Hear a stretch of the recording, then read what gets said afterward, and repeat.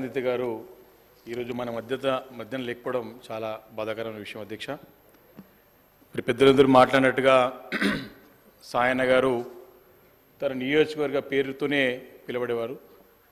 Cantonment Sayanna అంటేనే అప్పుడున్నటువంటి ఉమ్మడి రాష్ట్రంలో అప్పుడున్నటువంటి 294 నియోజకవర్గాల్లో కూడా సుపరిచితుడు, సౌమ్యుడు, అందరితోని మంచి రిలేషన్షిప్ ఉన్నటువంటి నాయకుడు సాయన్న గారు అధ్యక్ష.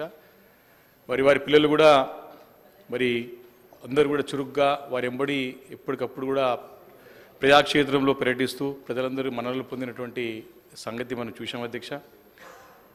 లాస్ట్ నందిత ఎమ్మెల్యే ఎన్నికైన తర్వాత కూడా మా గ్రేట్ హైదరాబాద్ పరిధిలో ఉన్నటువంటి శాసనసభ్యులు కానివ్వండి, పెద్దలందరూ కూడా ప్రత్యక్షంగా వచ్చి కలిసి మీ అందరి సహకారం కావాలా, మీ అందరి యొక్క సూచనలు సలహాలు కావాలా, తప్పకుండా నియోజకవర్గంలో మంచి పేరు తెచ్చుకోవాలని చెప్పి తాపత్రయం తనలో కనపడదు అధ్యక్ష. ఒక మాట చూసినప్పుడు వారు వచ్చి ఇంటికి వచ్చి మాట్లాడినప్పుడు నాకు ఒకటి గుర్తొచ్చింది అధ్యక్ష. నేను కొత్తగా శాసనసభ్యుడు ఎన్నికైనప్పుడు అప్పుడు సాయన్న గారు కూడా సీనియర్గా ఉన్నటువంటి నాయకుడు. అప్పుడు మేము ఉన్నటువంటి 15 మంది ఎమ్మెల్యేలో వారు సీనియర్గా ఉండే వారు ఎప్పటికప్పుడు మాట్లాడేటప్పుడు కూడా నా దగ్గరకు వచ్చి ఈ రకంగా ప్రభుత్వాన్ని మనము ప్రశ్నలు అడగాల, ఈ రకంగా మనం పరిరాబట్టుకోవాలా, ఈ రకంగా ప్రజా సమస్యలను మనం లేవనెత్తాలని చెప్పి పదే చెప్పి ప్రోత్సహించేవాడు అధ్యక్ష.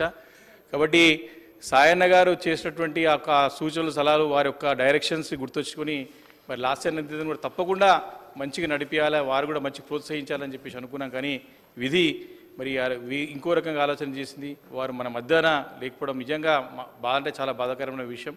వారు కంటోన్మెంటే కాకుండా ఇటు హైదరాబాద్ నగరంలో కూడా జిహెచ్ఎంసీ కార్పొరేటర్గా పనిచేసినప్పుడు కూడా అప్పుడున్నటువంటి 150 మంది కార్పొరేటర్స్ అందరితో కూడా మంచి యొక్క స్థానాన్ని సంపాదించుకున్నటువంటి నాయకురాలు కూడా పేరు తెచ్చుకున్న అధ్యక్ష. మేము మొన్న వెళ్ళినప్పుడు జిహెచ్ఎంసీ జనరల్ బాడీ మీటింగ్లో కూడా లాస్ట్ నందిత గురించి కూడా అందరూ కూడా కార్పొరేటర్స్ మాట్లాడుతూ ఉంటే తను కార్పొరేటర్గా పనిచేసినట్టు 5 సంవత్సరాలు తర్వాత కూడా ప్రజా జీవితంలో ఏ రకంగా అంకిత భావంతో పనిచేసిందో మనం అర్థం చేసుకోవచ్చు.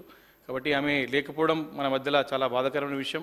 వారి ఆత్మకి శాంతి చేకూర్చాలని చెప్పి భగవంతుడు ప్రార్థిస్తూ తప్పకుండా వారి కుటుంబానికి ధైర్యాన్ని ఇవ్వాలని చెప్పేసి ప్రార్థిస్తూ యాజ్ బీఆర్ఎస్ పార్టీగా తప్పకుండా కుటుంబ సభ్యులుగా మేమందరం కూడా తప్పకుండా కుటుంబానికి అండగా ఉంటామని చెప్పేసి కూడా ఈ సందర్భంగా మనవి చేసుకుంటూ అవకాశం ఇచ్చిన ధన్యవాదాలు తెలియజేసుకుంటూ గౌరవ ముఖ్యమంత్రి గారు ప్రవేశపెట్టిన సంతాప తీర్మానాన్ని బలపరుస్తూ సెలవు తీసుకుంటున్నారు అధ్యక్ష. Thank you.